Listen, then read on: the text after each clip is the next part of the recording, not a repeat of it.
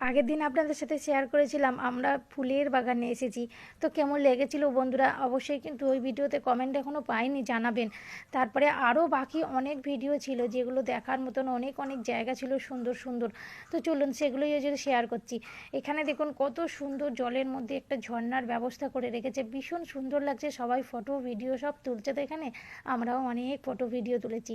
তারপরে এখান দিয়ে বেরিয়ে গিয়ে ওই দিকটা যাব, ওখানে নাচ গান খাওয়া দাওয়া সব খাবারের স্টল লাগানো রয়েছে, দারুণ দারুণ খাবার। চলুন কী কী খাবার পাওয়া যাচ্ছে দেখাই।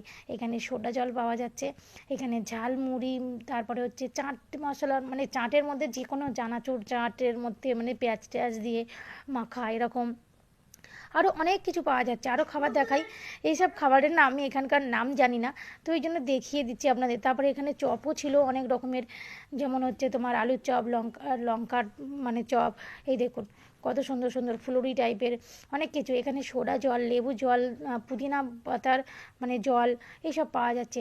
আর এখানের কেকগুলো না ব্যাপক ছিল, দারুণ দারুণ কেক ছিল, খেতেও ভীষণ টেস্টি ছিল। তারপরে এখানে কুলচা পাওয়া যাচ্ছিলো, আমরা একটা কুলচা নিয়ে আমার ছেলে খেয়েছিল। তারপরে ছোলা ভাটুরাও পেয়েছি, মানে পাওয়া যাচ্ছিলো, ছোলা ভাটুরা তো ভীষণ ভালো লাগে খেতে। এখানে চা পাওয়া যাচ্ছিলো, দুজনে আমরা হাজব্যান্ড ওয়াইফের জন্য চা নিলাম।